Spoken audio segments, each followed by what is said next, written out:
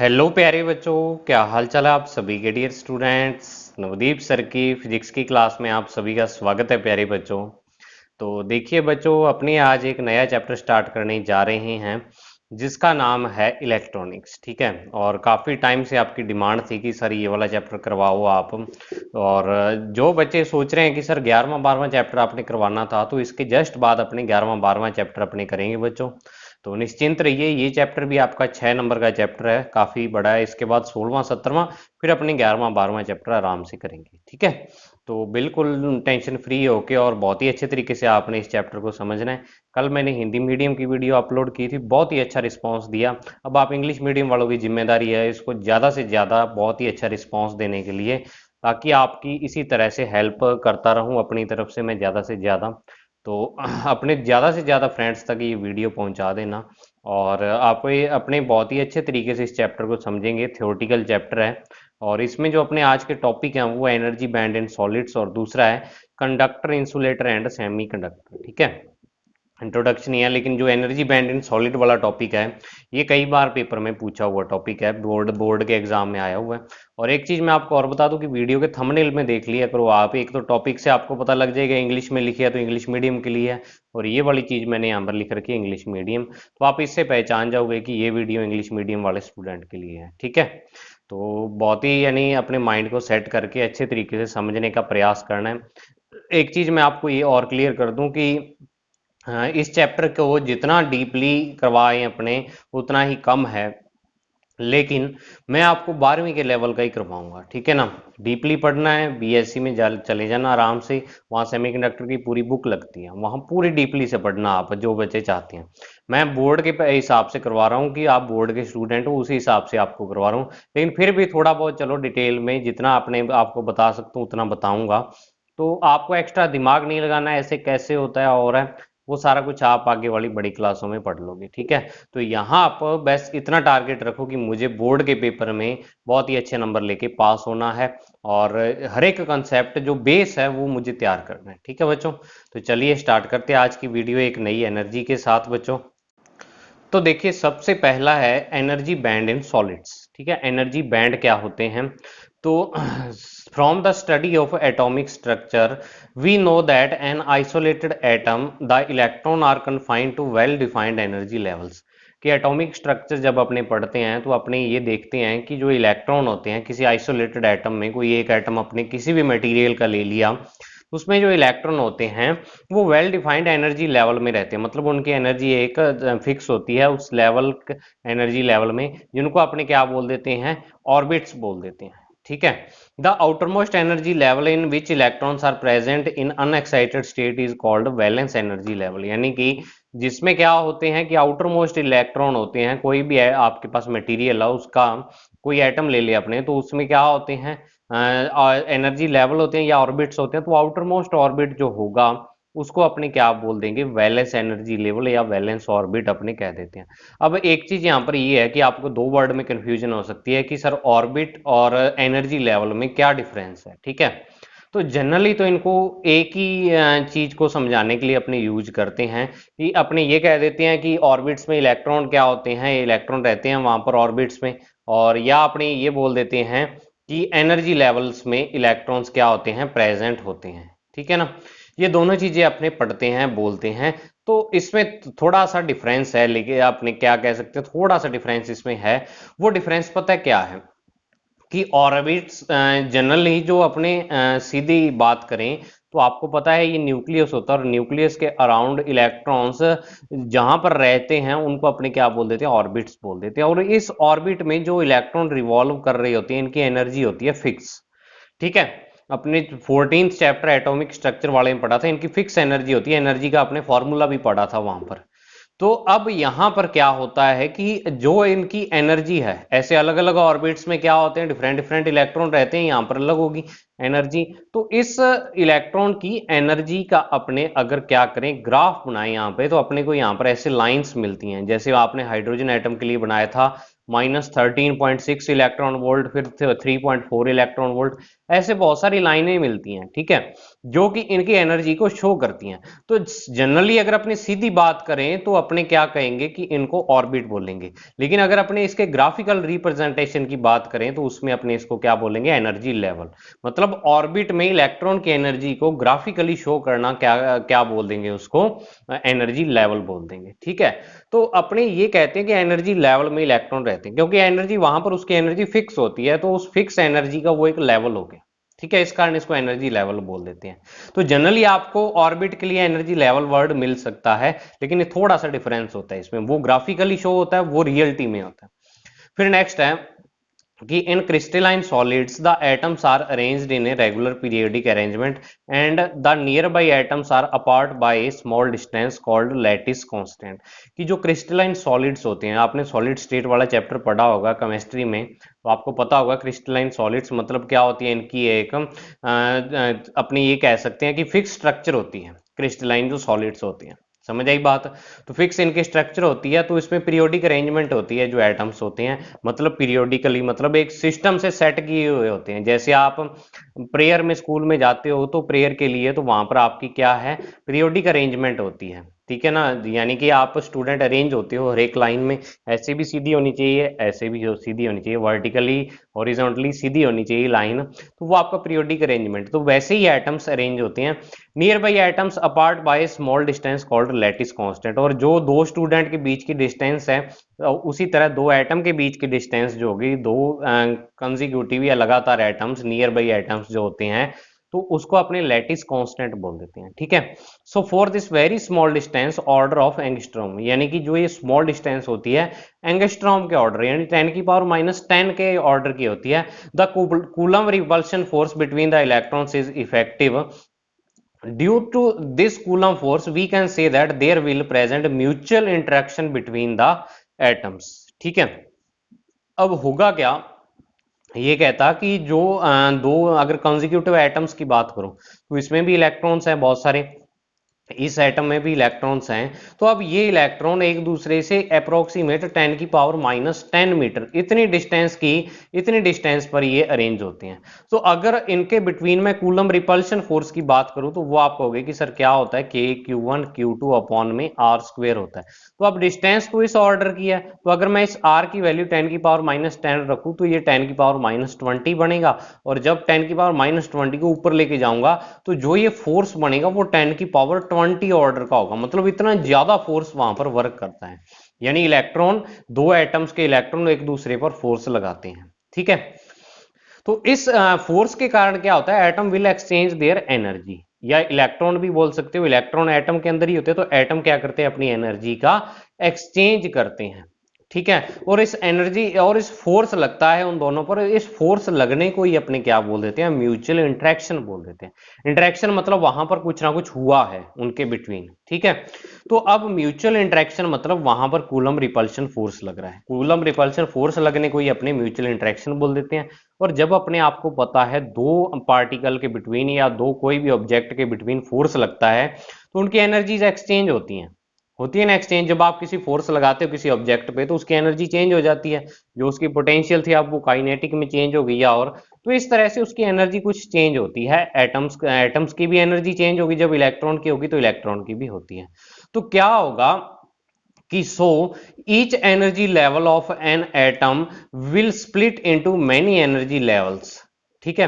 कि उसका जो हर एक एनर्जी लेवल होगा हर एक एटम का, वो क्या हो जाएगा, अब मेनी एनर्जी लेवल में स्प्लिट हो जाएगा। अब इसका मतलब क्या है स्प्लिट होने का, सबसे ज्यादा दिक्कत बच्चों को यही आती है कि सर ये स्प्लिट होने का मतलब क्या है। इसका मतलब आप देखो आसान लैंग्वेज में, कि देखो मान लो यहाँ पर एक इलेक्ट्रॉन क्या है, जैसे ये कोई एटम है, ठीक है, कंप्लीट एटम है, इसमें इसका न्यूक्लियस है, ये इसके ऑर्बिट्स हैं, यहाँ पर एक इलेक्ट्रॉन मूव कर रहा है। अब बिल्कुल इसके पास वाला ही क्या है, कोई दूसरा एटम है, इसमें भी क्या है, डायग्राम तो मुझसे ऐसे ही बनते हैं क्योंकि माउस से बनाता हूँ, कोई कॉपी वैसा टैबलेट वगैरह तो है नहीं मेरे पास, समझ लेना।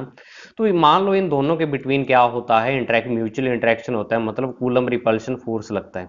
तो अब आपको पता है कि जब ये ओनली अकेला एटम था, सॉरी यहाँ पर इसको अपने दोबारा बनाते हैं, कि जब यहां पर मान लो ये वाला एक एटम है, तो इसमें इलेक्ट्रॉन था, यहाँ पर अपने इलेक्ट्रॉन मान लेते। जब ये अकेला इलेक्ट्रॉन है तो इसकी एनर्जी क्या होगी, यहाँ पर फिक्स होगी, ठीक है। लेकिन जब मान लो दूसरा एटम इसके पास एग्जिस्ट करता है, उसका जब इलेक्ट्रॉन इसके साथ म्यूचुअल इंटरेक्शन करता है, ये इसका इलेक्ट्रॉन है, ये इसका, ये दोनों म्यूचुअल इंटरेक्शन करेंगे, तो जो इसकी फिक्स एनर्जी थी, मान लो ये 10 इलेक्ट्रॉन वोल्ट थी, तो अब वो फिक्स ना होकर उसमें थोड़ा बहुत चेंज आ जाता है।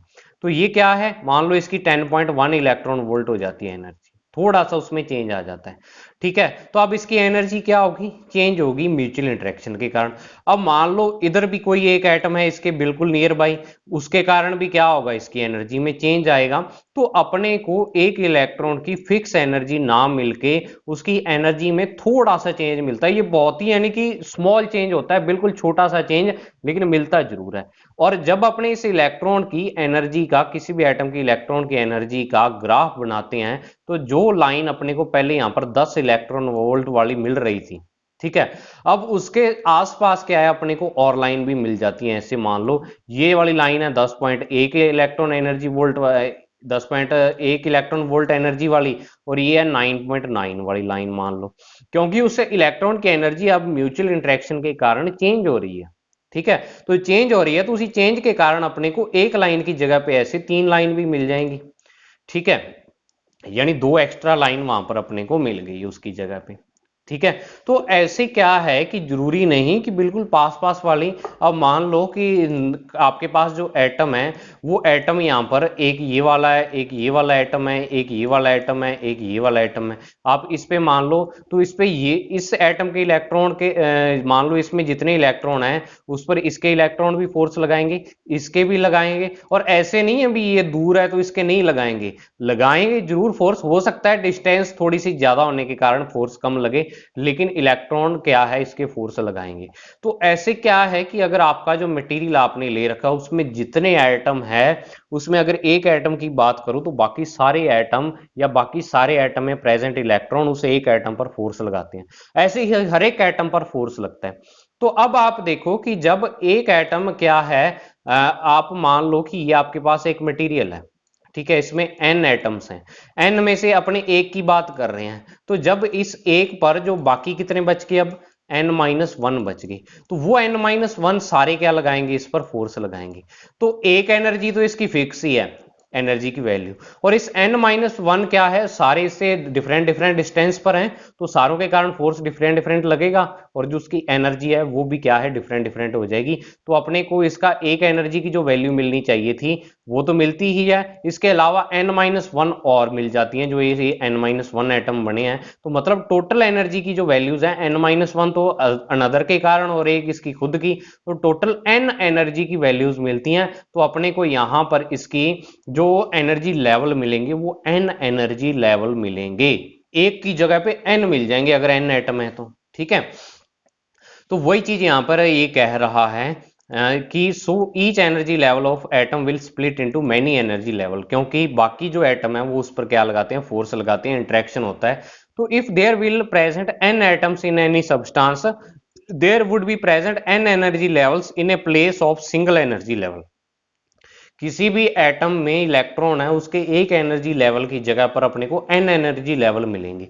लेकिन इन n एनर्जी लेवल क्या, ये एक खासियत होगी कि जो इनकी एनर्जी के बिटवीन गैप है, मान लो ऐसे करके अपने को बहुत सारे एनर्जी गैप मिल रहे हैं, एनर्जी लेवल मिल रहे हैं, तो जो ये एनर्जी के बिटवीन गैप है ये बहुत ही ज्यादा कम होता है, बहुत ही यानी कि आप बोल सकते हो 10⁻⁻10 टू 10⁻⁻20 10⁻⁻30 तक भी क्या होता है इनमें डिफरेंस, यानी बहुत ही स्लाइटली सा क्या होता है, चेंज होता है। These energy levels will be closely spaced that they can be considered as to form nearly continuous energy group, यानी कि ये एनर्जी का ग्रुप बनाते हैं, इनके बीच का जो गैप है वो बहुत ही क्या होता है, कम होता है। These continuous energy groups are called energy bands, और अपने इन जो ये लाइनें मिलती हैं अपने को अलग अलग एनर्जी की, तो इनको अपने इसके पूरे ग्रुप को अपने क्या बोल देते हैं, एनर्जी बैंड बोल देते हैं बच्चों, ठीक है। So for an atom corresponding to each energy level 1s 2s 2p 3s etc, there are associated energy bands 1s 2s 2p 3s, यानी कि अपने को जिस टाइप से ऑर्बिट्स होते हैं एटम्स में, 1s 2s 2p 3s ये वाले जिसमें इलेक्ट्रॉन रहते हैं, तो इनका वैसे तो एनर्जी एक एक ऑर्बिट की फिक्स ही होती है, लेकिन उसकी जगह अपने को बैंड मिलता है और उस बैंड को अपने क्या बोल देते हैं, उस यानी ऑर्बिट के नाम से उसको कह देते हैं। जैसे 1s एनर्जी लेवल, 1s जो है, 1s में वो कोई इलेक्ट्रॉन है उसकी एनर्जी है तो 1s बैंड बोल देंगे वहां पर। अपने को उसे एक एनर्जी की जगह पे n एनर्जी की वैल्यूज मिलेंगी, ठीक है, तो उसको एनर्जी बैंड बोल देते हैं अपने। अब आप देखो यहां पर मैं आपको बुक में दिखाता हूं एनर्जी बैंड। ये रहे कि एक्चुअल में तो अगर अपने ग्राफ बनाते तो ग्राफ अपने ऐसे खींचते हैं, यहाँ पर ऐसे एक्स और वाई मान लो एक्सिस लेते, तो 1s का एनर्जी लेवल यहाँ पर आ जाता, 2s का यहाँ पर, 2p का यहाँ पर आ जाता, अलग अलग एनर्जी आ जाती इलेक्ट्रॉन की ऐसे, ठीक है। लेकिन अब अपने को यहाँ पर एक लाइन की जगह अगर अपने n एटम्स ले तो n लाइंस मिल जाती हैं, ऐसे गुच्छा मिल जाता है यहाँ पर, आप ऐसे कह सकते हो एनर्जी लेवल्स का, ठीक है। तो इसको अपने 1s बैंड बोल देते हैं, ठीक है। आनी एक लाइन चाहिए थी, लेकिन क्या है, n एटम्स के कारण अपने को n लाइंस मिल रही हैं यहाँ पर एनर्जी की, तो वो n लाइंस अपने क्या है उसको एनर्जी बैंड बोल देते हैं। तो ऐसे एनर्जी बैंड होते हैं ये वाले।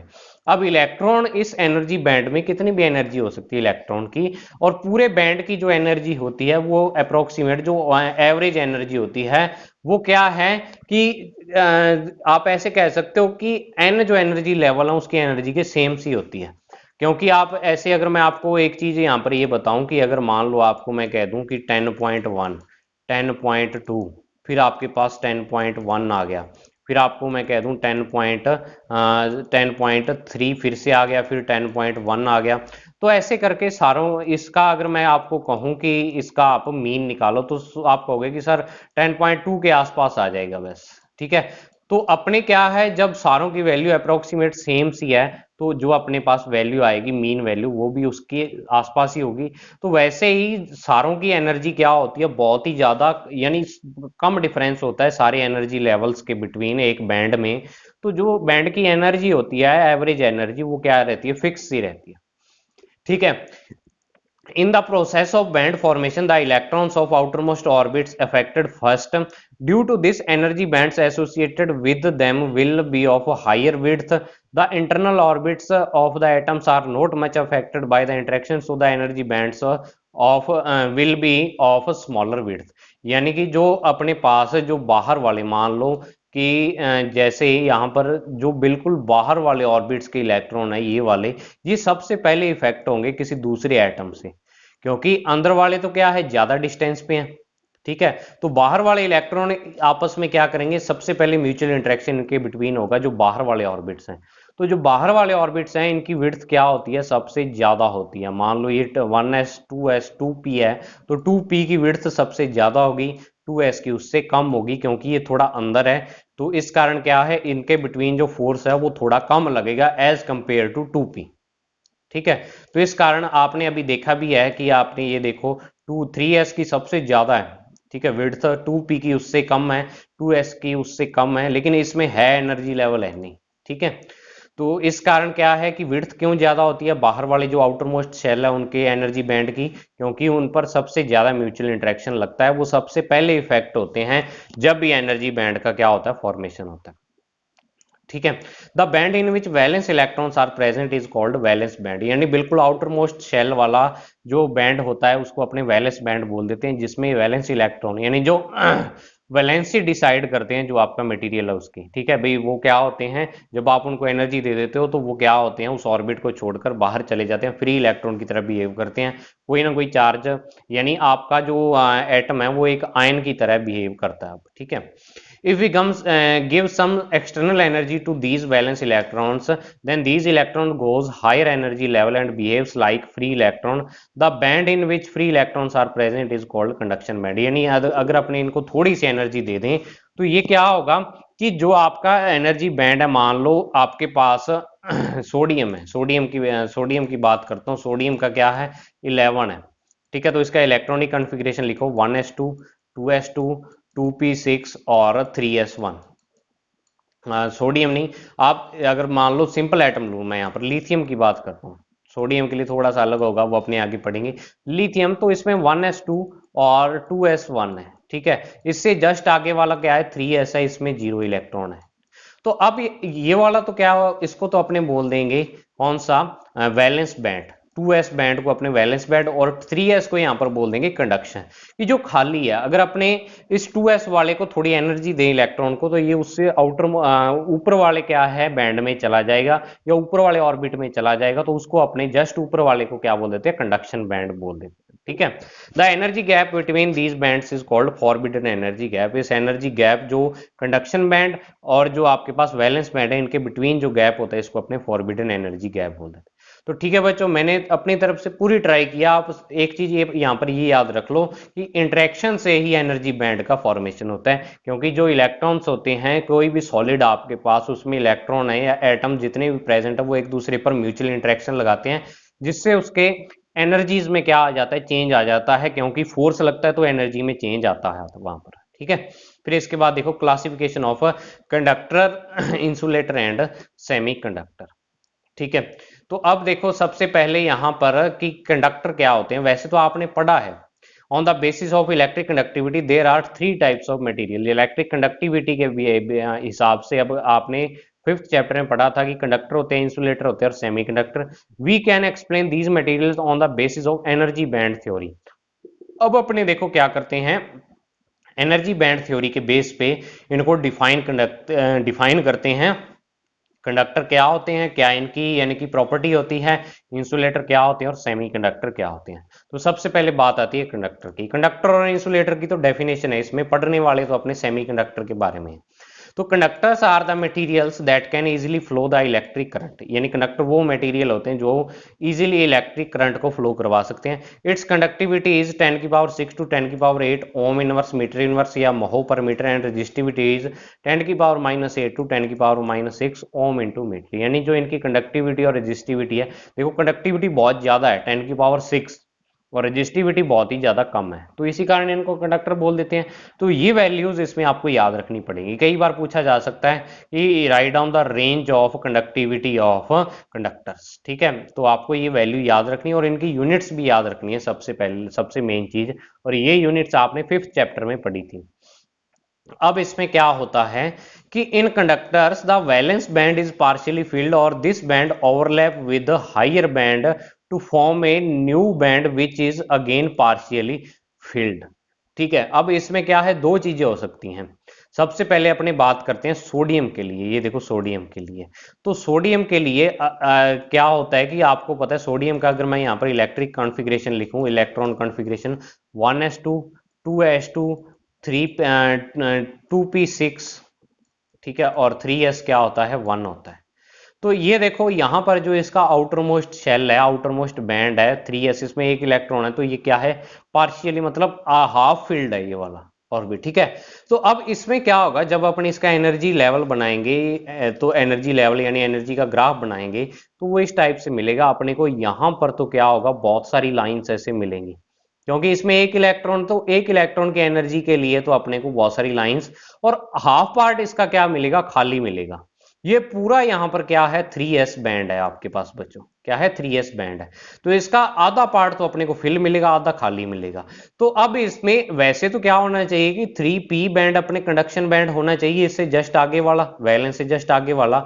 लेकिन सोडियम में क्या होता है, या और कोई मटेरियल जिसमें क्या हो, लास्ट वाला जो ऑर्बिट है वो हाफ फिल्ड हो, तो उसमें क्या होता है कि जो आपके पास लास्ट वाला 3s जो ऑर्बिट है, उसका हाफ पार्ट जो फील्ड है वो तो वैलेंस बैंड की तरह बिहेव करता है, और जो खाली वाला पार्ट है वो क्या है, कंडक्शन बैंड की तरह बिहेव करता है। मतलब इसमें लास्ट वाले ऑर्बिट में ही जो वो बैंड बनता है, उसका हाफ पार्ट वैलेंस बैंड और हाफ पार्ट कंडक्शन बैंड की तरह बिहेव करता है।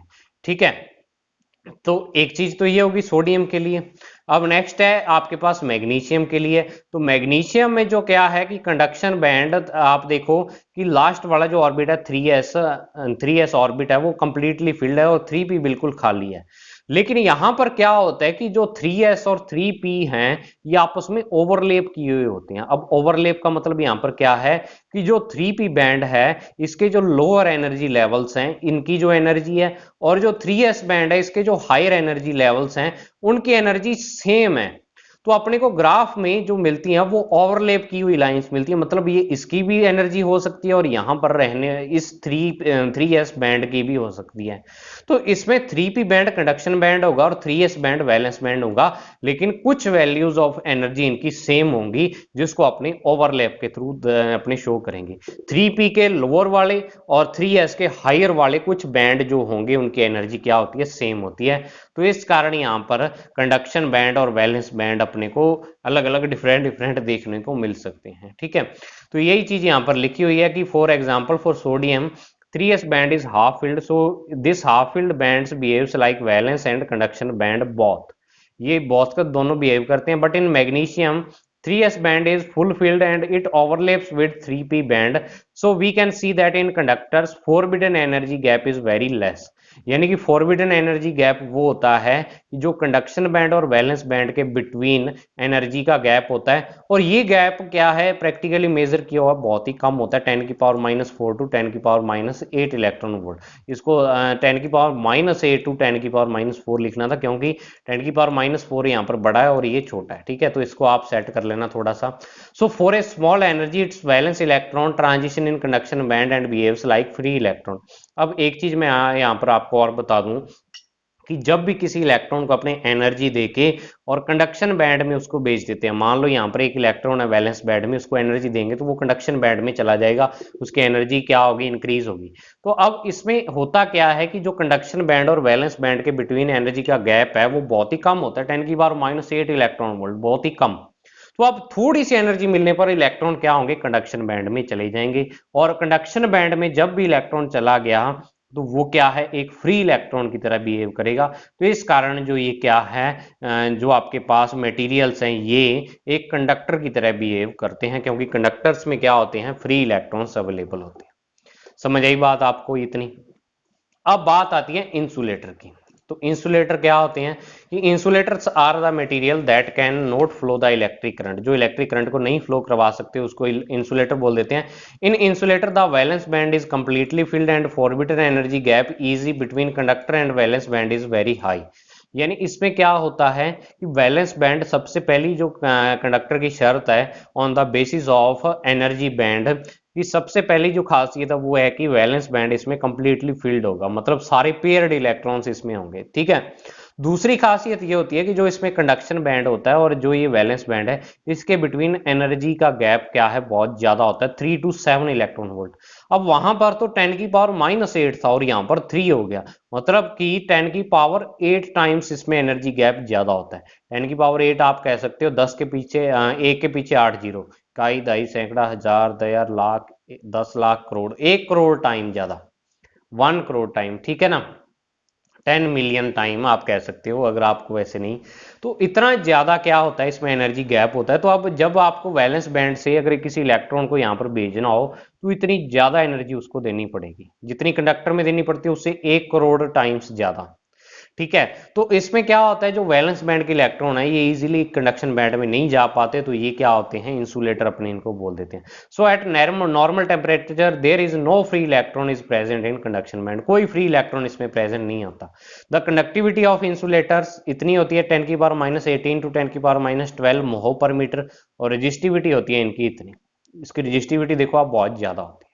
ठीक है, फिर नेक्स्ट है सेमीकंडक्टर। अब सेमीकंडक्टर क्या होता है कि the materials that behaves like an insulator at absolute zero temperature, absolute zero temperature मतलब 0 kelvin temperature, but behaves like a conductor at normal temperature are called semiconductor. यानी कि वो मटेरियल होते हैं सेमीकंडक्टर, और इसकी डेफिनेशन बहुत बार पेपर में पूछी हुई है। जब आपको प्रीवियस ईयर बोर्ड वाले क्वेश्चन करवाऊंगा ना मैं, आप देखना, write the definition what are the semiconductors, वहां पर ये क्वेश्चन होगा, आपको बहुत मिलेगा। तो इसकी डेफिनेशन अच्छे तरीके से याद कर लेना, क्या होते हैं कि वो मटेरियल्स जो क्या है कि एब्सोल्यूट जीरो टेम्परेचर यानी 0 केल्विन टेम्परेचर पर तो बिहेव करते हैं एज एन इंसुलेटर, और जब अपने नॉर्मल टेम्परेचर या रूम टेम्परेचर पर इनको रखते हैं तो ये एक कंडक्टर की तरह बिहेव करते हैं, इनको अपने सेमीकंडक्टर बोल देते हैं। और दूसरी चीज जो सबसे ज्यादा पूछी जाती है, right the name of 2 semiconductor materials. ठीक है, कौन कौन से material, right the two, give the 2 examples of semiconductor material. तो ये 4 एग्जांपल है, सिलिकॉन, जर्मेनियम, इंडियम, और ये क्या है साथ में एंटीमनी है, और गैलियम आर्सेनाइड इसको बोल देते हैं। ठीक है, इसका नाम आप बुक में देख लेना क्या है, तो आप ये चारों याद कर सकते हो। फिर क्या है इसमें, for semiconductors forbidden energy gap is the order of approximate 1 electron volt. जो इसमें फॉरबिडन एनर्जी गैप होता है वो 1 इलेक्ट्रॉन वोल्ट के अप्रोक्सीमेट होता है। तो अब इसमें क्या होगा कि इलेक्ट्रॉन जाएंगे तो सही, लेकिन थोड़ी सी एनर्जी उनको देनी पड़ेगी कंडक्शन बैंड में पहुंचाने के लिए। The coefficient of temperature of resistance alpha is negative for semiconductors. ये आपने पढ़ा था आप 5th चैप्टर में कि जो coefficient of temperature coefficient of resistance है, मतलब जैसे अपने टेम्परेचर इंक्रीज करते हैं जो इनका रेजिस्टेंस है वो डिक्रीज होता है, उनके लिए क्या होती है इसकी वैल्यू नेगेटिव। ये क्वेश्चन भी बहुत बार पूछा हुआ है पेपर में। ठीक है, तो जो बड़े क्वेश्चन है आज की जो टॉपिक मैंने आपको करवाया उसमें बड़े क्वेश्चन है, यानी 3 नंबर वाला क्वेश्चन, उसमें ये वाला क्वेश्चन पूछा हुआ है कई बार। What are the energy bands in solid, how they can form in solid, उनका फॉर्मेशन कैसे होता है वो आपसे पूछेगी, तो सारी थ्योरी लिखनी पड़ेगी। फिर इसमें जो आता है वो आपके पास या तो इनकी कंडक्टिविटी रेजिस्टिविटी की वैल्यू आती है, या आप जो सेमी कंडक्टर है इसमें ये सारी चीजें इंपॉर्टेंट है, सारी आपको याद रखनी पड़ेगी। Definition, example, forbidden energy gap और जो टेम्परेचर कोफिशिएंट ऑफ रेजिस्टेंस है, ये सारा कुछ। ठीक है, तो ये पहली वीडियो तो इस चैप्टर की है, और मुझे जरूर बताना आपको कैसी लगी, और ज़्यादा से ज़्यादा इसको शेयर करना। इसी तरह से अब आपको रेगुलर वीडियोस मिलती रहेंगी। ठीक है ना, तो इसको ज़्यादा से ज़्यादा यानी रिस्पॉन्स ऐसा आए कि दिल खुश कर दो आप मेरा, जाते जाते 12वीं क्लास वाले स्टूडेंट। तो बाकी 11वां 12वें चैप्टर वाले बच्चे निश्चिंत रहें, बिल्कुल उनको 11वां 12वां भी मैं करवाऊंगा, लेकिन एक बार इसको कर लो। तो बच्चों आज की वीडियो में इतना ही, अब मिलते हैं नेक्स्ट वीडियो में एक नए टॉपिक के साथ। तो तब तक के लिए thank you, have a nice day प्यारे बच्चों।